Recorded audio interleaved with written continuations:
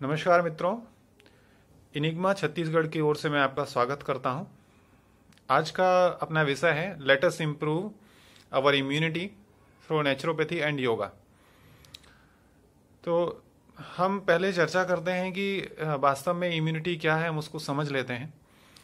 तो आज के सेशन का आरंभ करते हैं। जैसा कि हम देख रहे हैं, इस कोरोना काल में हम सभी लॉकडाउन में हैं, कोरोना तेजी से फैल रहा है और अभी तक कोई प्रमाणिक चिकित्सा ये कोरोना को कंट्रोल करने के लिए अभी तक नहीं मिल पाई है।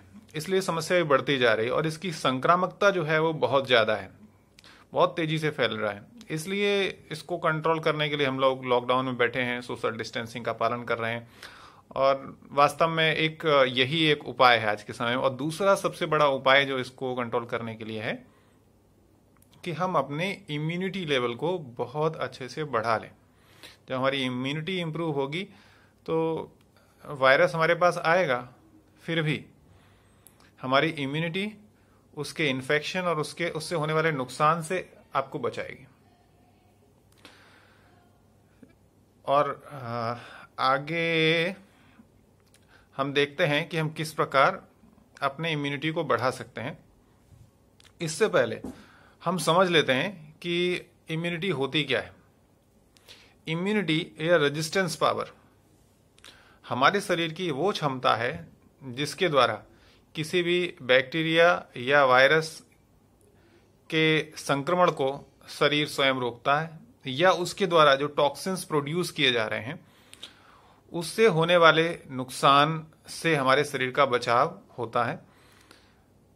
और अभी जो इम्प्रूव्ड डेफिनेशन है इम्यूनिटी की, उसमें यह भी जोड़ा गया है किसी भी प्रकार के रोगों से जो लड़ने की क्षमता है, किसी भी प्रकार के रोगों से लड़ने की क्षमता, उसको हम रेजिस्टेंस पावर या इम्यूनिटी बोलते हैं। यहां तक कि कैंसर जैसे रोगों से भी इम्यूनिटी इंप्रूव करके बचा जा सकता है, उनसे लड़ा जा सकता है।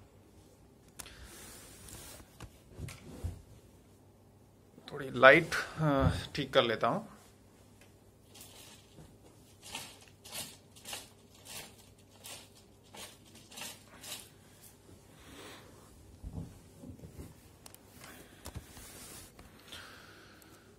तो इम्यूनिटी मुख्य रूप से दो प्रकार की होती है। एक जो हमें जन्मजात मिलती है, जिसे हम इन्नेट इम्यूनिटी बोलते हैं। दूसरी इम्यूनिटी जो हम अर्जित करते हैं, हम अपने जीवन काल में जिसको अर्जित करते हैं। तो जो पहली इम्यूनिटी है, जिसे हम इन्नेट इम्यूनिटी कहते हैं, उसको थोड़ा सा समझते हैं।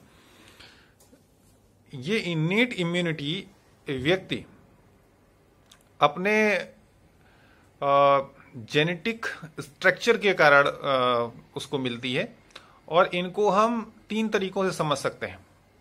ये जो इन्नेट इम्यूनिटी है, जो प्रकृति हमें जन्म के साथ देती है, ये एक तो स्पेसीज स्पेसिफिक होती है।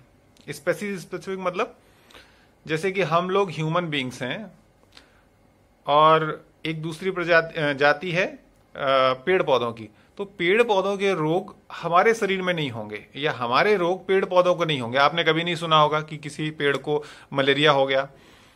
आपने किसी ने नहीं सुना होगा कि जो रस्टिंग की डिसीज जो पेड़ों में होती है वो किसी इंसान को हो गई।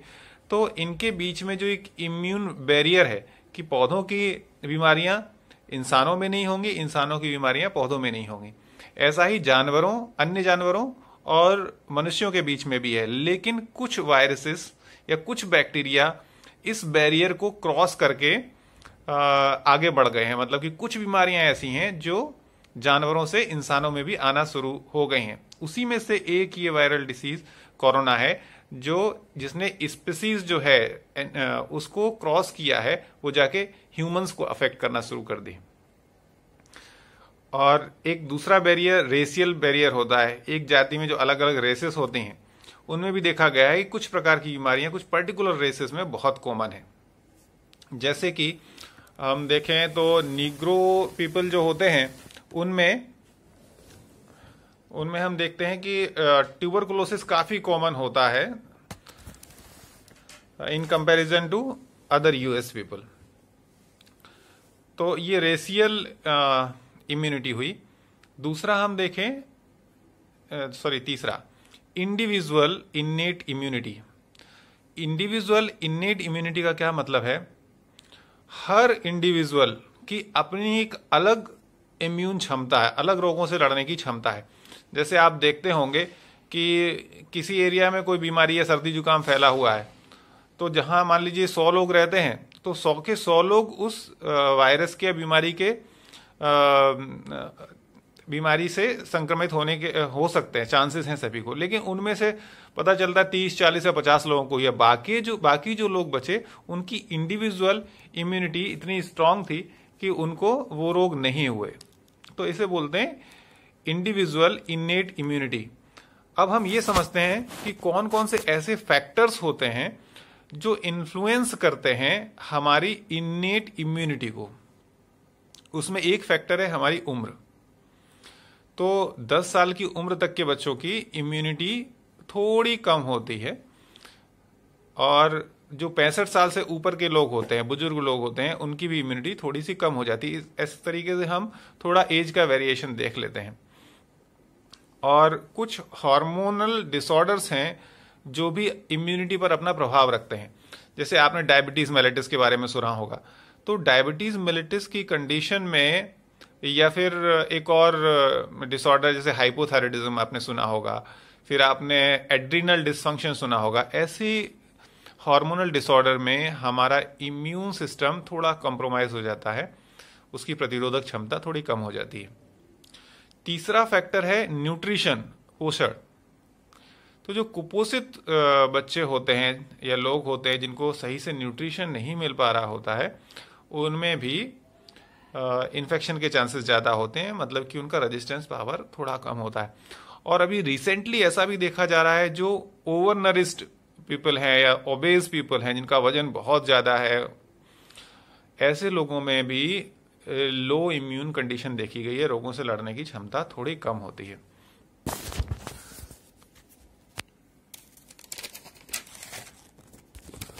अब इन्नेट इम्यूनिटी के बाद हम देखते हैं एडॉप्टिव या एक्वायर्ड इम्यूनिटी।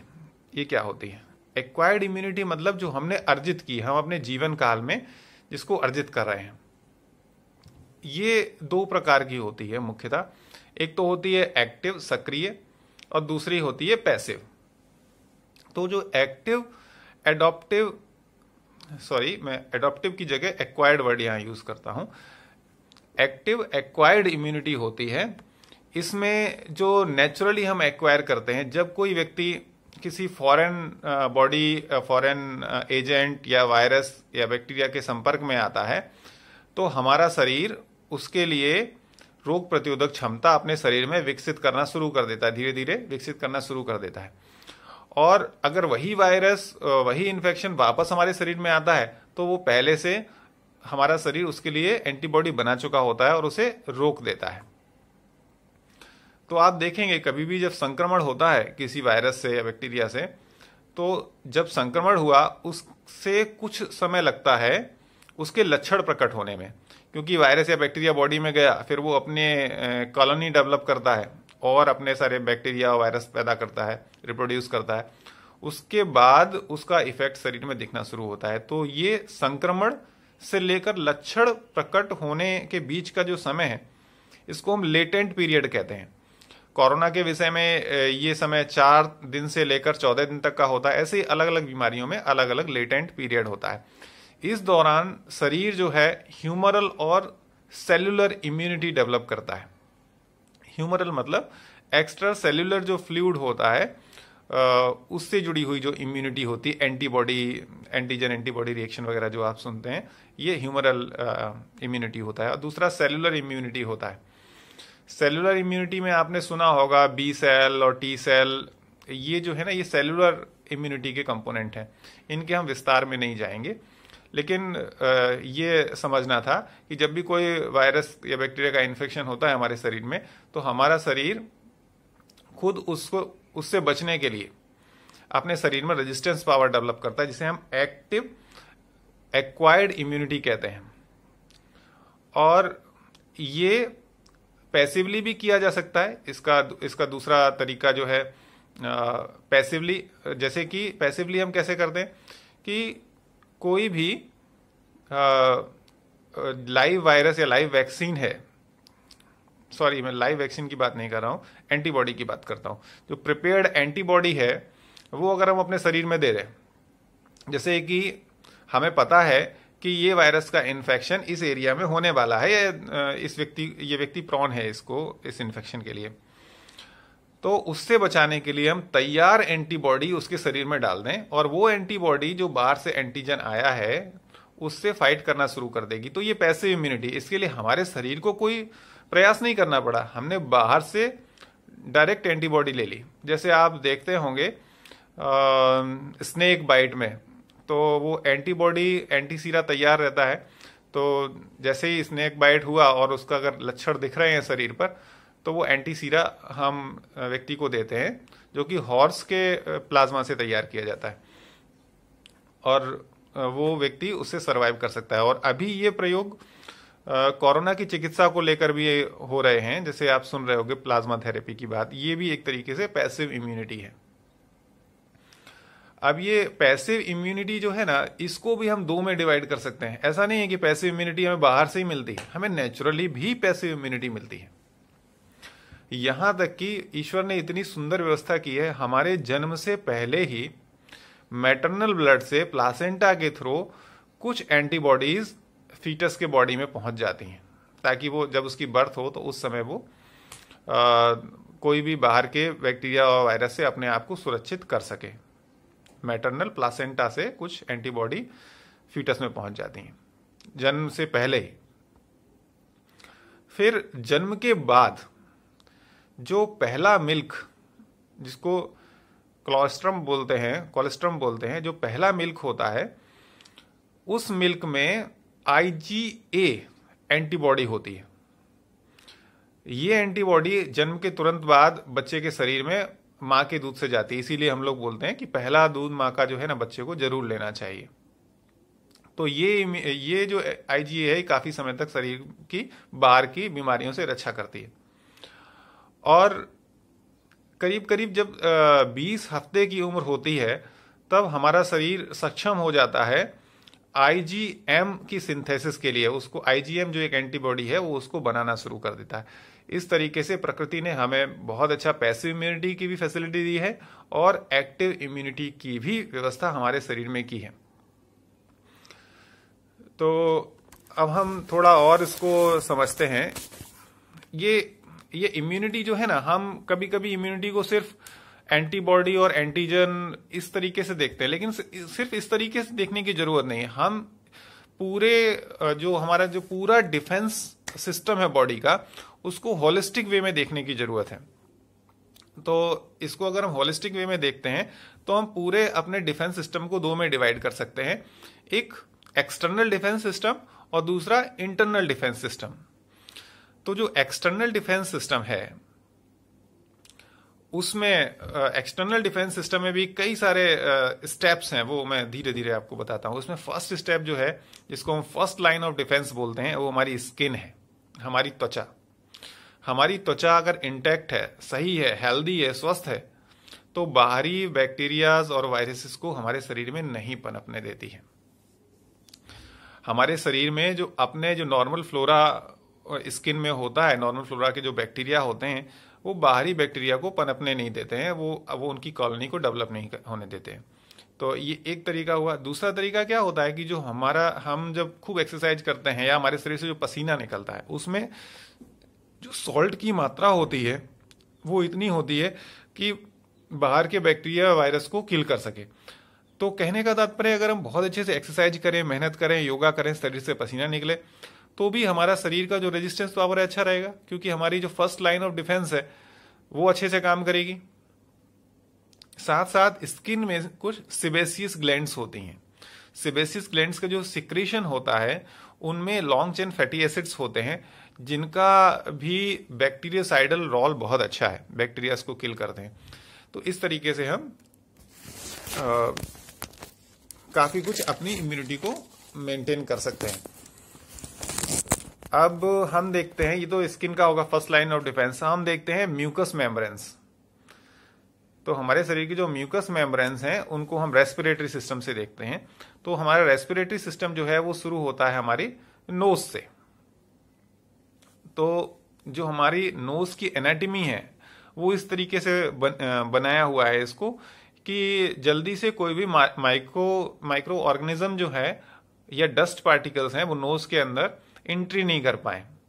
उसमें हेयर्स और म्यूकस इस तरीके से है कि जल्दी से कोई भी माइक्रो ऑर्गेनिज्म अगर हेल्दी आपकी नोज है तो एंटर नहीं कर पाते हैं, और अगर वो एंटर हो भी जाए तो म्यूकस में ट्रैप होकर और उसको फेरिंग्स में पहुंचा दिया जाता है। जब वो फेरिंग्स में पहुंचता है तो हम जब पानी पीते हैं या हम उसे इनगल्फ करते हैं तो हमारे स्टमक में पहुंच जाता है। स्टमक एसिड उस बैक्टीरिया या वायरस को वहीं पर समाप्त कर देता है। और अगर किन्हीं कारण से वो इन्फेक्शन लैरिंग्स वगैरह में पहुंच गया तो वहां की जो लिम्फ नोड्स हैं, वहां की जो लिम्फेटिक सेल्स है वो उनको ब्लॉक कर लेती हैं और वहां पर हमें प्रोटेक्शन अपने लिम्फ नोड से मिलता है। किन्हीं कारणों से उनसे भी बच के अगर इन्फेक्शन हमारे लंग्स में पहुंच जाता है तो हमारे लंग्स के अंदर की जो एल्वुलाई हैं, एल्वुलाई के जो सर्फेक्टेंट है उसमें बहुत सारी फैगोसाइटिक सेल्स होती हैं। फैगोसाइटिक सेल्स क्या होती हैं? इनको स्कैवेंजर सेल्स भी बोलते हैं। जैसे भी कोई बैक्टीरिया वायरस कोई भी बॉडी में पहुंचा तो तुरंत वो उसको जाके ऐसे कैप्चर करके खा लेंगी और उसका जो बैक्टीरिया वायरस का जो प्रोटीन है उसको डिस्ट्रॉय करके बाहर छोड़ देंगी। तो इस तरीके की फैगोसाइटिक सेल्स बहुत महत्व की है हमारे शरीर में। आप कभी भी सर्च कर लीजिए, बहुत मजा आएगा आपको देखने में। फैगोसाइटिक मैकेनिज्म या फैगोसाइटोसिस आप अगर सर्च करेंगे तो पूरी प्रोसेस आपको यूट्यूब में मिल जाएगी, कैसे हमारे शरीर को भगवान ने कितना सुंदर तरीके से बनाया है। फिर तीसरा अगर हम समझे जो हमारी इपिथेलियल सरफेसेस हैं, तो एपिथेलियल सरफेसेस किस तरीके से हमें सुरक्षा देती हैं। तो एपिथेलियम में हमारा जो माउथ है, मुंह जो है, जो मुंह की जो एपिथेलियम है वो सलाइवा का सिक्रेशन करती है। आप जानते हैं सलाइवा में जो एंजाइम्स होता है, टाइलिन एंजाइम होता है, वो भी बैक्टीरियोसाइडल है। फिर दूसरा हमारा स्टमक की एपिथेलियम है जो क्या सिक्रेट करती है? स्टमक एसिड सिक्रेट करती है जो भी वायरस और बैक्टीरिया को मार सकती है। हमारी जो कंजक्टिवा है ये आंख के नीचे ये और पलक के ऊपर, इसका ये जो आंखें झपकाने का फ्लशिंग सिस्टम है ये भी बैक्टीरिया और वायरसेस की एंट्री को रोकता है।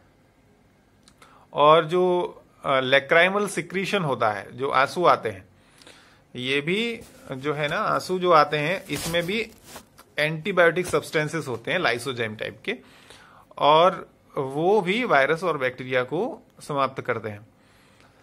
तो यहां हमें ये समझने की जरूरत है कि अगर हमारी जो कंजक्टिवा है, आई है, इसका फ्लशिंग एक्शन चलता रहे, हमारी आई सही से बंद होती रहे, खुलती रहे और लैक्राइमल सिक्रीशन अच्छा रहे, तो आंखों के रास्ते से इन्फेक्शन अंदर नहीं जाएगा। लेकिन आज के समय में जो हम ज्यादा मोबाइल, टीवी या डिजिटल चीजों का उपयोग करते हैं, तो जब हमारा ध्यान उनमें लगा होता है तो हमारी जो पलक झपकना है ये कम हो जाती है, इसकी रेट कम हो जाती है, तो फ्लशिंग एक्शन कम हो जाता है। उसकी वजह से आंखों में ड्राइनेस आने लगती है, लैक्राइमल सिक्रीशन डिस्टर्ब हो जाता है, तो इन्फेक्शन के चांसेस ज्यादा रहते हैं। तो जो भी हमारे डिजिटल गैजेट्स हैं इनका हम मिनिमम उपयोग करें।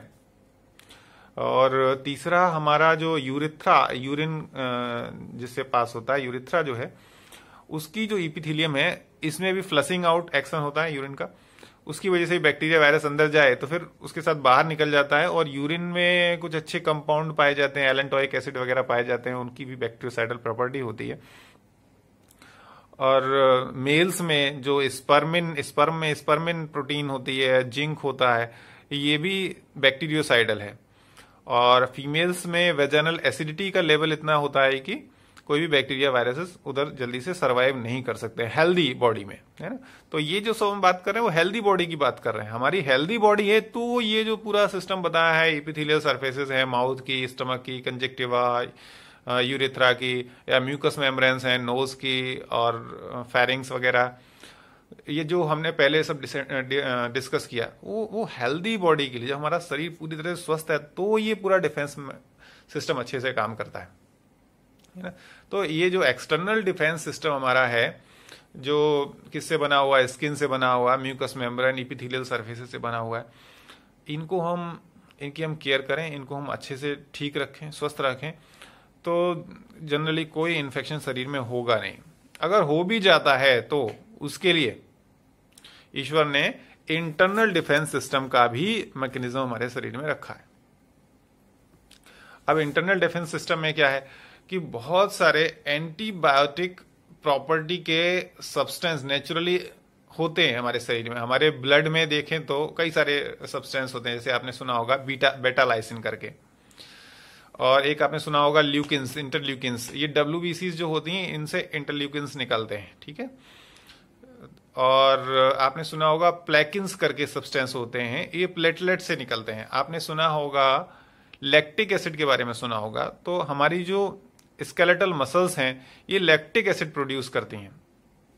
और कई सारे इंटरफेरॉन्स होते हैं, इनका भी नाम आपने सुना होगा, इंटरफेरॉन्स क्या, और ये भी ब्लड में पाए जाते हैं। ये भी स्पेशली वायरल इन्फेक्शन के केसेस में बहुत एक्टिवली काम करते हैं, है ना। तो ये इतनी सारी मैंने एक पूरी लिस्ट बताई है, ये सब बैक्टीरियोसाइडल वायरोसाइडल प्रॉपर्टी रखते हैं। और एक इन सब से भी अगर कोई बच जाता है तो हमारे बॉडी के अंदर एक माइक्रोबियल एंटागोनिज्म होता है। माइक्रोबियल एंटागोनिज्म किससे बनता है? हमारे अंदर का जो रेजिडेंट बैक्टीरियल फ्लोरा है, हमारे शरीर ने कई सारे बैक्टीरियाज को रहने की जगह दी है। हमारे माउथ में अलग टाइप के बैक्टीरियाज रहते हैं, हमारे नोज में रहते हैं, हमारे फेस पे रहते हैं, हमारे स्टमक में रहते हैं, हमारे इंटेस्टाइनल ट्रैक्ट में रहते हैं, यूरिथ्रा में रहते हैं। तो ये बैक्टीरियाज को जो हमने रहने की जगह हमारे शरीर में दी हुई है, ये हमें बदले में क्या देते हैं? ये कई प्रकार के विटामिन सिंथेसिस में भी हेल्प करते हैं, डाइजेशन में भी हेल्प करते हैं। साथ साथ अगर कोई और बाहरी बैक्टीरिया हमारे शरीर में एंट्री लेने की कोशिश करता है तो वो उसको वहां रहने नहीं देते, उसको हटा देते हैं, भगा देते हैं, निकाल देते हैं शरीर से। तो इस तरीके से ये सिम्बियोसिस एक हमारा बैक्टीरियाज के साथ डेवलप्ड है। तो इंटरनल डिफेंस सिस्टम में हमने ये सब देखा। इसके साथ साथ और भी चीजें हैं इंटरनल डिफेंस सिस्टम में, जो सेल्स हैं, इम्यून सेल्स हैं। अभी तो हमने सब्सटेंसेस की बात की है, प्रोटीन्स की बात की है। अब अगर हम इम्यून सेल्स को देखें तो फैगोसाइटिक सेल्स हैं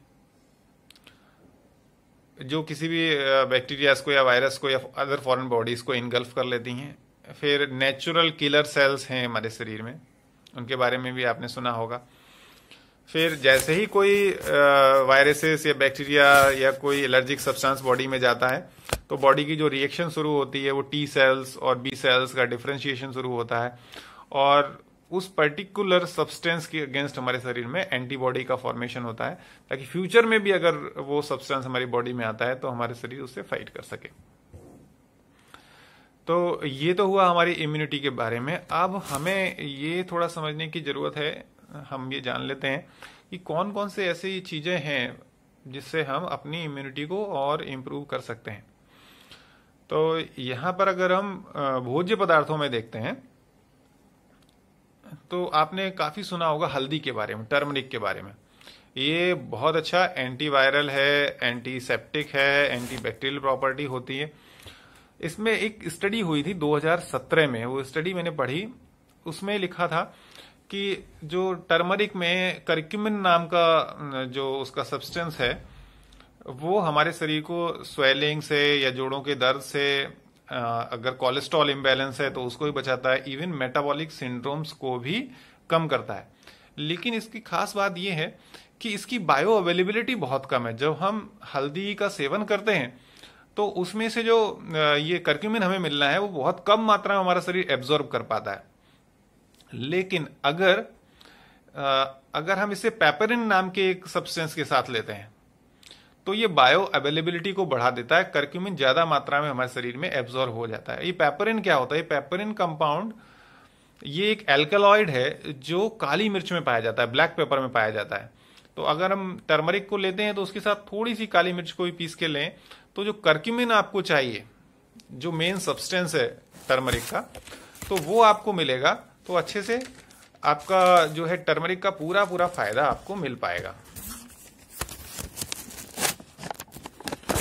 फिर आपने बहुत सुना होगा कि विटामिन सी अच्छी मात्रा में लेते हैं तो हमारी इम्यून सिस्टम बहुत अच्छी रहती है। बिल्कुल सही है, विटामिन सी नेचुरल सोर्सेस में बहुत मात्रा में पाया जाता है। आप कोई भी फ्रूट लीजिए विटामिन सी होगा, कोई भी वेजिटेबल लीजिए विटामिन सी होगा। फिर भी उसके अगर रिच सोर्सेस की हम बात करें तो पपाया, आंवला, गुआवा, इनमें बहुत मात्रा में, स्प्राउट्स, इनमें बहुत मात्रा में विटामिन सी पाया जाता है। लेकिन ये करता क्या है? ये विटामिन सी एक बहुत अच्छा एंटीऑक्सीडेंट है। तो जो फ्री रेडिकल्स हमारे शरीर में बनते हैं, जो हमारी एजिंग प्रोसेस को बढ़ाते हैं, उसको वो कैप्चर कर लेता है, उसको पकड़ लेता है बीच में, है ना। इसकी बहुत अच्छी सी केमिकल मैकेनिज्म है, किस तरीके से वो इलेक्ट्रॉन ट्रांसफर करता है और ये जो ऑक्सीडेशन की प्रोसेस है उसको रोक देता है। दूसरा, विटामिन सी जो है वो फैगोसाइटोसिस में हेल्प करता है। जो फैगोसाइटिक सेल्स हैं, जो मैक्रोफेजिक सेल्स हैं, उनके ऊपर बैठकर उनकी जो कीमोटैक्सिस मैकेनिज्म है उसको इंप्रूव करता है। तो हमने बताया ना, फैगोसाइटिक सेल्स हैं जो बाहर के कोई भी वायरस जाता है, अदर फॉरेन बॉडी जाती है तो उसे इनगल्फ कर लेती है। तो इनगल्फ करते समय पूरा केमिकल प्रोसेस होता है। ये जो फैगोसाइटिक सेल्स है ये कीमोटैक्सिस से उसे इनगल्फ करता है ना, उसको रिकॉग्नाइज करता है, पहचानता है और अपनी ओर आकर्षित करता है, फिर उसको इनगल्फ करता है। तो जो कीमोटैक्सिस की प्रोसेस है उसे इंप्रूव करने में विटामिन सी का बहुत अच्छा रोल है। इसलिए विटामिन सी अच्छे से लेते हैं तो ये फैगोसाइटिक प्रोसेस बहुत अच्छे से काम करती है।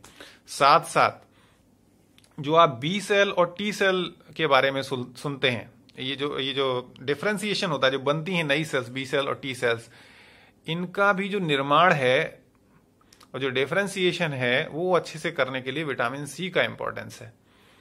ठीक है। इसके अलावा एक और हर्ब की मैं बात करता हूं, गिलोय, टीनोस्पोरिया कार्डिफोलिया। ये आपने सुना होगा, गिलोय का रस मिलता है। गिलोय एक वेल होती है, उसमें बहुत अच्छे सुंदर पत्ते आते हैं। इसको अमृता भी बोलते हैं, कुछ लोग इसको गुड़ची भी बोलते हैं। इसको अमृता इसलिए बोला गया, इसके बहुत सारे थेरेपेटिक रोल हैं। लगभग सभी बीमारियों में ये बहुत अच्छा काम करता है और हमारे इम्यून सिस्टम को बहुत स्ट्रांग कर देता है।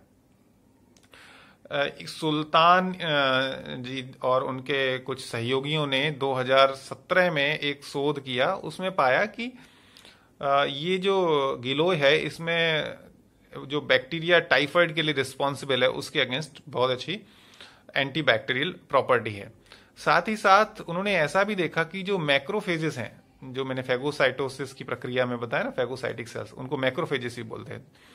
तो जो मैक्रोफेजेस हैं उनको गिलोय के एक्सट्रैक्ट से ट्रीट किया गया, उसके कारण उनके जो केमिकल्स हैं, IFN गामा करके केमिकल है, इंटरफेरॉन गामा, फिर TNF अल्फा और इंटरल्यूकिन 1 बीटा, इनका लेवल जो है, ये जो केमिकल्स हैं जो हमारे इम्यून सिस्टम को बनाते हैं, इनका लेवल बहुत अच्छा पाया गया। ये जो है ना, ये वायरल इम्यूनिटी के लिए बहुत अच्छी बात है। दूसरा, एक मिस्टर हसन ने 2015 में अपने शोध में देखा था कि इसमें बहुत अच्छी एंटी एलर्जिक और एंटीपायरेटिक प्रॉपर्टी, एंटीपायरेटिक मतलब बुखार को कम करना, तो ये बुखार के केसेस में भी आप दे सकते हैं, एलर्जी में भी दे सकते हैं, और कोई भी आपको वायरल का इन्फेक्शन हुआ, बैक्टीरियल इन्फेक्शन हुआ, उसमें भी आप गिलोय का रस 15 से 20 ml तक दे सकते हैं। और आपने एक और सब्सटेंस के बारे में बहुत सुना होगा, हनी, मध, शहद। गुजराती में मध बोलते हैं, हिंदी में शहद बोलते हैं, इंग्लिश में हनी बोलते हैं। तो ये एक नेचुरल सोर्स है शुगर का। इसमें करीब 66% तो प्योर शुगर होती है, लेकिन वो फ्रक्टोज पार्ट उसमें ज़्यादा होता है, इसलिए डायबिटिक्स के केस में भी आराम से उसको ले सकते हैं। और इसमें बहुत अच्छे मिनरल्स होते हैं, विटामिन्स होते हैं, और फ्री अमाइनो एसिड्स होते हैं, एंजाइम्स होते हैं, और बायोफ्लेविनॉइड्स होते हैं।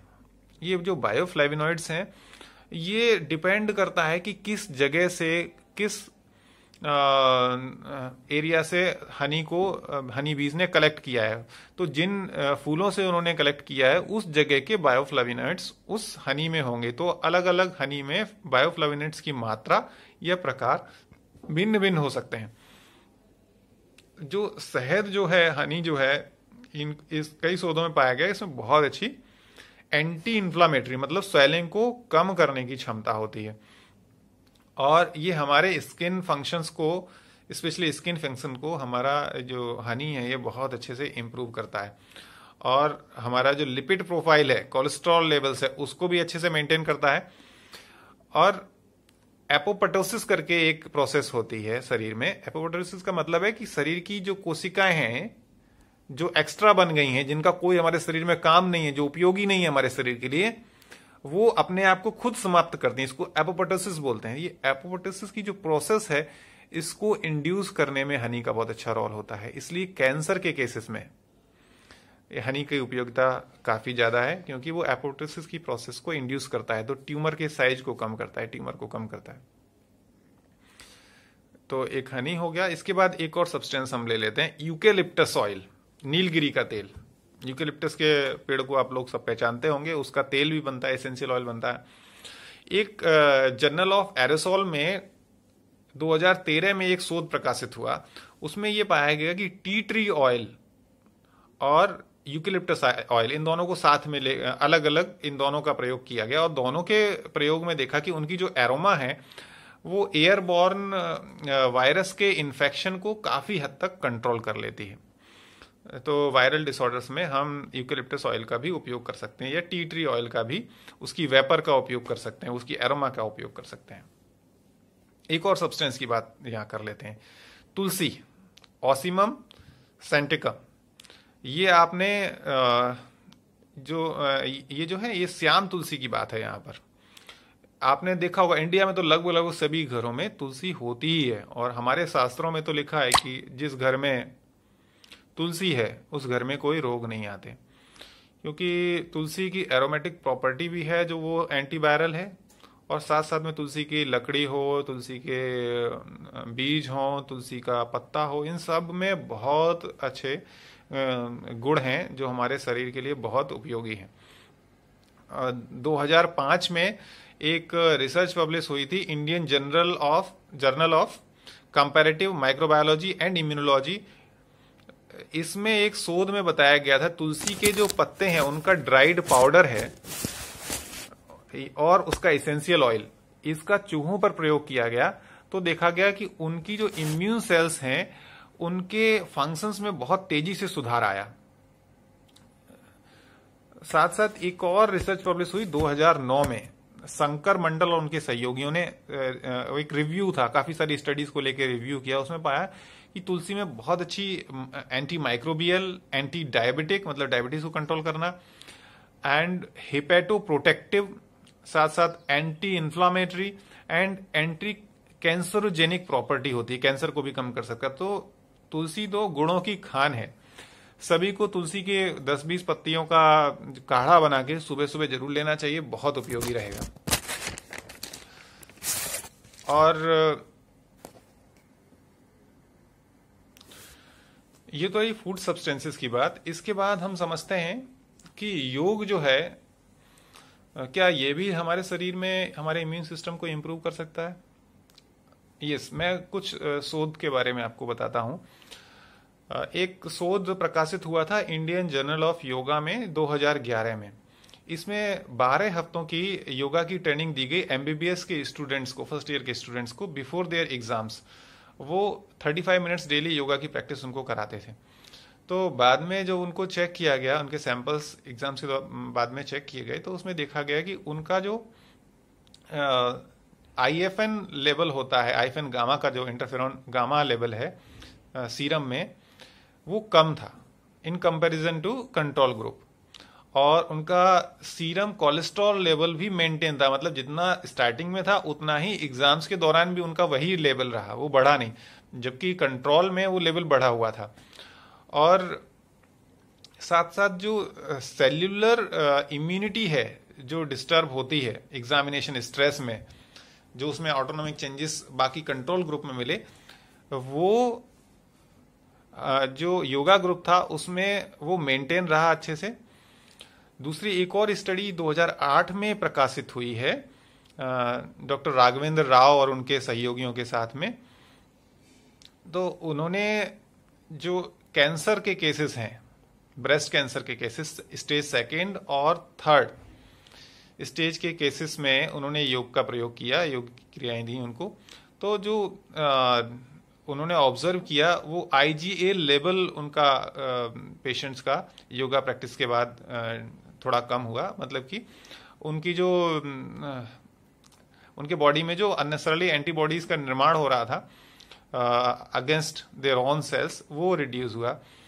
और पूरे जो रिजल्ट्स ओवरऑल उसमें मिले तो उससे पता चल रहा था कि जो स्ट्रेस लेवल होता है, जो इम्यून को सप्रेस करता है, जो स्ट्रेस लेवल इम्यून को जो सप्रेस, इम्यून सिस्टम को सप्रेस कर रहा था, वो काफी हद तक कंट्रोल में आ गया in comparison to control group.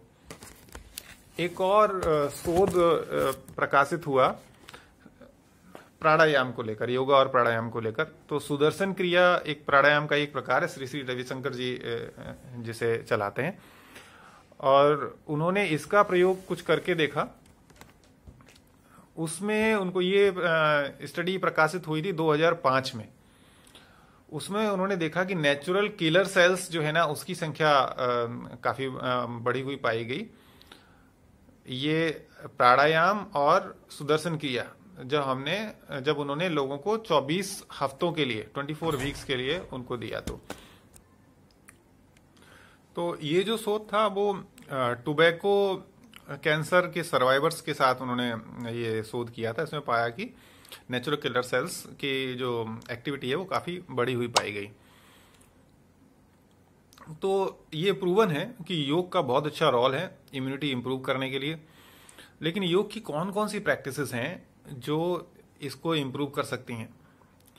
तो ये बहुत पर्सनलाइज है, इसको हम लोग जनरल तरीके से नहीं बता सकते, क्योंकि जो व्यक्ति है उसकी शारीरिक क्षमता क्या है, उसकी उम्र क्या है, उसका न्यूट्रिशन लेवल क्या है, उसकी एक्सरसाइज टॉलरेंस कितनी है, इसके अनुसार ही कोई अच्छा योगाचार्य, कोई नेचुरोपैथ फिजिशियन आपके लिए योगा का अच्छा प्रोग्राम बता सकता है। ऐसे ही कहीं से भी देखकर, वीडियो देखकर योग करने से कभी कभी शरीर को नुकसान भी हो सकता है। इसलिए मैं एडवाइस करूंगा आपको कि आप योग के एक्सपर्ट के साथ बैठ के डिस्कस करें, या मेरे साथ ही फोन पर डिस्कस कर सकते हैं कि भाई हमारी ये समस्या है, हमारा न्यूट्रिशन लेवल ऐसा है और हमारा फिटनेस इस तरीके की है, तो हम कौन कौन से आसन प्राणायाम करें ताकि हमारा शरीर ठीक हो जाए। But this is very well proven कि yoga has significant role in improving your immunity and improving general well-being. So एक और चीज मैं डिस्कस करने के बारे में सोच रहा था, स्ट्रेस, तनाव। क्या तनाव का भी इम्यूनिटी पर प्रभाव है? ज्यादा तनाव के स्थिति में रहने से क्या होता है हमारे शरीर को? इस पर भी एक शोध प्रकाशित हुआ। सुजैने एंड उनको सहयोगियों ने एक क्रिटिकल रिव्यू किया, करीब करीब 300 आर्टिकल्स को लेके। उसका एक छोटा सा हिस्सा अगर मैं इसको उनके कंक्लूजन में जो था वो मैं आपको बताऊं, तो उन्होंने पाया जो एक्यूट स्ट्रेस है, जो कुछ मिनट्स के लिए होता है,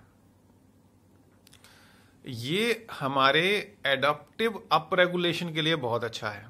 हमारी इम्यूनिटी को इम्प्रूव करता है, नेचुरल इम्यूनिटी को इम्प्रूव करता है। थोड़े समय के लिए स्ट्रेस जो रहेगा, 2-3 मिनट के लिए, है ना, वो अच्छा है। देन अगर ये कुछ मॉडरेट टाइम का स्ट्रेस है, मतलब कि कुछ हफ्तों तक स्ट्रेस रहता है, जैसा कि हमने देखा होगा एग्जाम्स के समय में, बच्चों के जब एग्जाम्स होते हैं तो करीब करीब 1 महीने तक एग्जाम चल रहे हैं, 1 हफ्ते तक एग्जाम चल रहे हैं। बिजनेस में कोई लॉस की फेज आ गई कुछ समय के लिए, तो ये जो कुछ वीक्स में हमारा स्ट्रेस जो चलता है, इसमें हमारे शरीर में क्या होता है, हमारी जो सेल्युलर इम्यूनिटी है वो सप्रेस हो जाती है, वो कम हो जाती है। हमारी जो T cell, B cell differentiation है, ये सब डाउन हो जाता है। लेकिन जो हमारी ह्यूमरल इम्यूनिटी है, एंटीबॉडी वाली इम्यूनिटी है, फैगोसाइटिक इम्यूनिटी है, उसमें कोई ज़्यादा फर्क नहीं पड़ता, वो ठीक रहती है।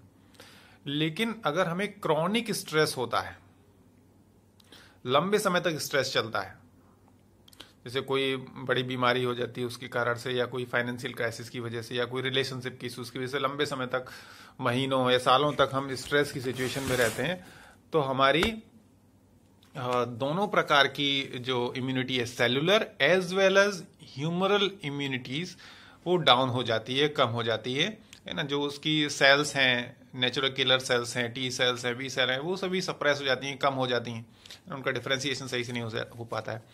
तो स्ट्रेस हमारे इम्यूनिटी को सिग्निफिकेंटली अफेक्ट करता है। आप स्ट्रेस में रहते हो तो आपका इम्यून लेवल डाउन होगा। इसलिए खुश रहिए, हैप्पी रहिए। अगर भूल से गुस्सा आता भी है तो कुछ मिनट में चला जाना चाहिए, ठीक है। तो खुश रहिए। कोई अच्छी सी कोई क्लास जैसे होता है ना, अपन क्या करते हैं, लाफिंग क्लास है, बहुत अच्छी होती है, अच्छी अच्छी लाफिंग क्लास ज्वाइन कीजिएगा। घर में एकदम माइंडफुलनेस एटमॉस्फेयर तैयार कीजिएगा, बच्चों के साथ एंजॉय कीजिए।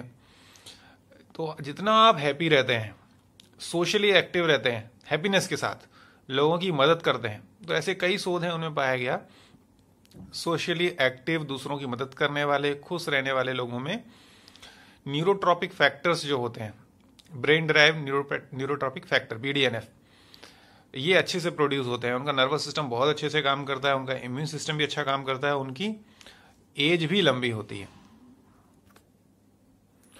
अब हम नेचुरोपैथी की बाकी चिकित्साओं के विषय में समझते हैं कि क्या वो भी हेल्प कर सकते हैं इम्यूनिटी इंप्रूव करने के लिए। जैसे वाटर थेरेपी, इसका बहुत बड़ा रोल है। इस पर मुझे कोई शोध तो नहीं मिला, लेकिन हिप बाथ, कटी स्नान जो है, कटी स्नान में हमारा हिप पोर्शन पानी में रहता है, उसका एक स्पेशलाइज्ड टब होता है। कभी आप नेचुरोपैथी सेंटर में जाएंगे तो आपको देखने के लिए मिलेगा। तो हिप बाथ अगर हम रोज 10 मिनट के लिए करते हैं सुबह सुबह खाली पेट, तो हमने ऐसा देखा है अपनी क्लिनिकल प्रैक्टिस से, इन लोगों का इम्यून सिस्टम बहुत अच्छा रहता है, स्पेशली डाइजेशन भी अच्छा रहता है, और यूरोजेनाइटल सिस्टम अच्छे से काम करता है। और इसके साथ साथ एक होता है स्पाइनल बाथ या स्पाइनल स्प्रे, जिसमें हम अपनी करोड़रज्जु, स्पाइनल कॉर्ड पे पानी का प्रयोग करते हैं। एक फव्वारा टाइप का होता है जिससे पानी निकलता है और आपकी स्पाइनल कॉर्ड को स्ट्राइक करता है। इसका भी रिजल्ट बहुत अच्छा मिलता है। साथ साथ जो मड थेरेपी है, मिट्टी चिकित्सा, मिट्टी चिकित्सा आपने सुना होगा कि पूरे शरीर में मिट्टी का लेप लगा दिया। आपको नेचुरोपैथी सेंटर में कभी जाइएगा आपको देखने को मिलेगा। तो उस मिट्टी को लगाने से क्या होता है, वो स्किन फंक्शन को इंप्रूव करता है। तो स्किन क्या है, फर्स्ट लाइन ऑफ डिफेंस। तो स्किन को टोन अप करता है, स्किन की जो ग्लैंड्स हैं, सेबेसियस ग्लैंड्स हैं, उनके फंक्शंस को इंप्रूव करता है। साथ साथ जो नॉर्मल बैक्टीरियाज स्किन के हैं, उनकी कॉलोनी है, उनको भी मेंटेन करता है अच्छे से। तो मड थेरेपी, ये जनरल मड थेरेपी बहुत अच्छा काम करती है। फिर दूसरा, मिट्टी की पट्टी को हम पेट पर रखते हैं।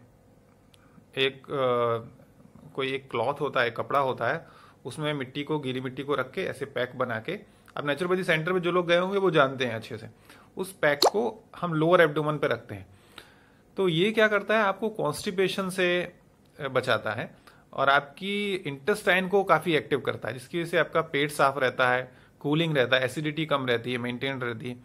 इसकी वजह से भी आपका इम्यून सिस्टम अच्छा रहता है, क्योंकि ओवरऑल अगर हेल्थ मेंटेन है तो इम्यून हेल्थ भी आपकी अच्छी रहेगी। फिर योग में हमने चर्चा कर ही लिया है। योग में शुद्धि क्रिया जो होती हैं, अभी अगर हम कोरोना वायरस के कॉन्टेक्स्ट में बात करें तो शुद्धि क्रिया का बहुत अच्छा रोल है। तो योगा शुद्धि क्रिया में जो नीति की प्रोसेस है, एक स्पेशली डिजाइंड पॉट होता है जिसमें एक टोंटी जैसा लगा होता है, वो अपने इस नोज से लगाया, इस तरफ से पानी निकला, इस तरफ से लगाया तो इस तरफ से पानी निकला। आप कभी भी अच्छे योगा टीचर से सीख लीजिएगा, वो बहुत अच्छा उपयोगी है आपकी जो नेजल म्यूकोसा है उसको हेल्दी बनाए रखने के लिए। फिर गार्गलिंग करना है, वो भी बहुत अच्छा है।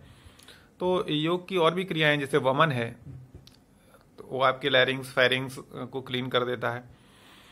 साथ साथ नेचुरोपैथी में हम लोग फास्टिंग एडवाइस करते हैं। फास्टिंग में क्या होता है कि हमारा शरीर जो हमारे अंदर ऑलरेडी स्टोर्ड फूड है उस पर सरवाइव करता है। तो जो स्टोर्ड फूड जो है जो मेटाबॉलिज्म में आ नहीं पा रहा है, काफी समय से पड़ा हुआ है, और जो बाकी शरीर में टॉक्सिन्स क्रिएट कर रहा है, वो सब बॉडी यूटिलाइज कर लेती है। आपका शरीर फिर से क्लीन, साफ हो जाता है, अच्छा हो जाता है, टॉक्सिन सारे रिमूव हो जाते हैं। एक्चुअली फास्टिंग एक बहुत डिटेल्ड साइंस है, उसको हमें अलग से उसके लिए लेक्चर रखना चाहिए 1 घंटे का, तो हम उसको फास्टिंग को अच्छे से समझ पाएंगे। अभी तो हम इतना समझ लेते हैं कि फास्टिंग करने से भी हमारा इम्यूनिटी बहुत अच्छे से एक्टिव होती है, स्ट्रांग होती है।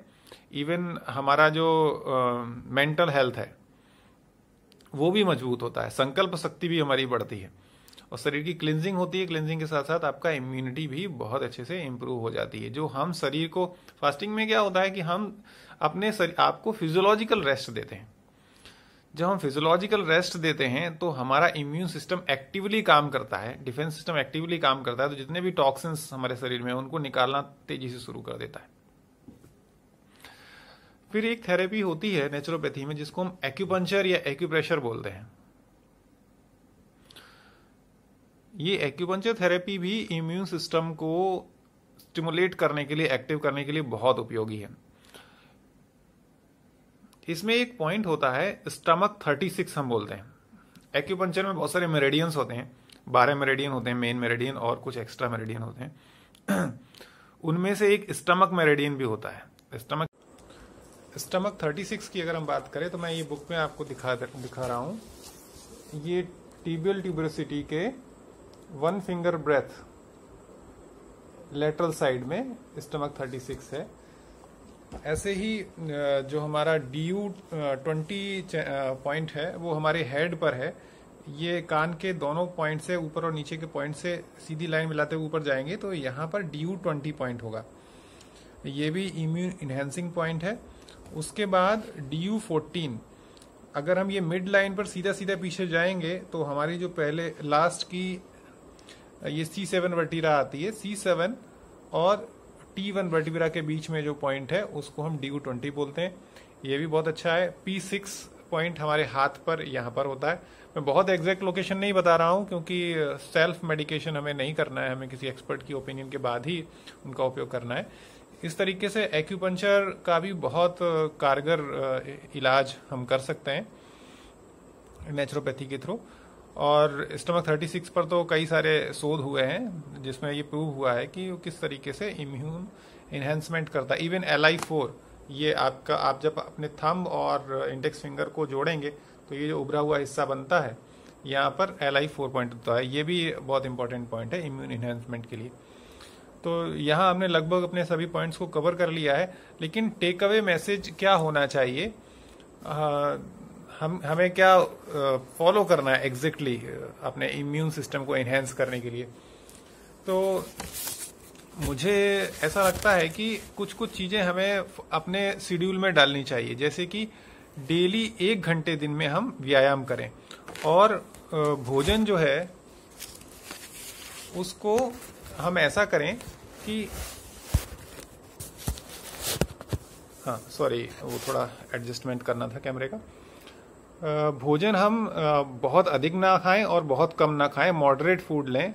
सप्ताह में 1 दिन उपवास करें और भोजन में ज़्यादा से ज़्यादा कच्चे पदार्थ लें, कच्चा खाना लें, जिसमें कि फल, सलाद, अंकुरित, ये सब चीज़ों का ज़्यादा से ज़्यादा उपयोग करें। और हम क्या क्या कर सकते हैं, खाने में डीप फ्राइड फूड जो होता है, जिसको पचाने में बहुत दिक्कत होती है, बहुत मुश्किल होता है, उनका हम उपयोग कम से कम करें। ओवर ईटिंग ना करें और घर के ही शुद्ध भोजन का उपयोग करें। बाहर का खाना जहाँ तक हो सके अवॉइड करें। और खाने के साथ, स्पेशली दोपहर के खाने के साथ, दही या छाछ का उपयोग जरूर करें। फ्रिज में रखी हुई ठंडी वस्तुओं का उपयोग ना करें। और जो रिफाइंड शुगर होती है, चीनी जो जिसे हम बोलते हैं, उसका उपयोग ना करें, वो भी इम्यून सिस्टम को डाउन करती है। उसकी जगह गुड़ या हनी का उपयोग हम करें। और कुछ कुछ उपयोगी चीजें जैसे शरीर और हाथों को अच्छे से साफ रखना, सोशल डिस्टेंसिंग को मेंटेन करना। और बहुत इंपॉर्टेंट 2 चीजें इसमें छूट रही हैं। एक, हम बहुत अच्छे से निद्रा लें, नींद हमारी बहुत अच्छी होनी चाहिए, रेस्ट बहुत अच्छा होना चाहिए। दूसरा, हम एकदम खुश रहें, आनंदित रहें और बच्चों के साथ खेलें। जो अनकंडीशनल हैप्पीनेस है अगर वो हमें मिलती है तो ये सबसे अच्छा टॉनिक होता है आपके इम्यून सिस्टम के लिए, आपकी ओवरऑल हेल्थ के लिए।